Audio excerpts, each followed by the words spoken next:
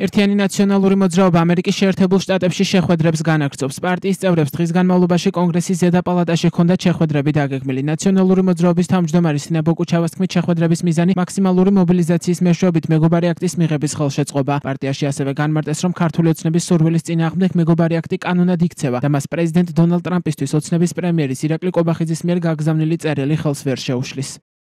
ნაცვლად იმისა, რომ მეგობარი აქტი იყოს შესაძლებლობა ჩვენი ქვეყნისთვის მივიღოთ უამრავი სიკეთე, ამერიკის შეერთებულ შტატებს უწევს პერსონალური სანქციების გამოყენება ივანიშვილის და რუსეთის გავლენების სხვა გამავრცელებლების წინააღმდეგ საქართველოში. ეს ყველაფერი ჩვენ უნდა დავასრულოთ და დარწმუნებული ვარ, რომ საერთო ძალისხმევით დავასრულებთ კიდეც და ქვეყანა დაუბრუნდება ნორმალური, პროდასავლური, პროამერიკული, პროევროპული განვითარების გზას. მას შემდეგ აქ ყველგან სენატში, კონგრესში, სახელმწიფო დეპარტამენტში თუ ევროკავშირის ნებისმიერ უწყებაში საქართველოსთვის ყველა გზა ღია იქნება იმისთვის, რომ ჩვენი ქვეყანა გახდეს ცივილიზებული, წარმატებული, თავისუფალი სამყაროს ამაყი და სრულფასოვანი წევრი. ცდილობენ იმავდროულად, რომ შეაფერხონ მეგობარი აქტი, რომელიც უკვე სენატში არის გადმოსული, მაგრამ ეს რა თქმა უნდა არ მოხდება, ეს ვერ მოხდება, იმიტომ რომ ასეთი ღია წერილებით საქმე რა თქმა უნდა არ კეთდება.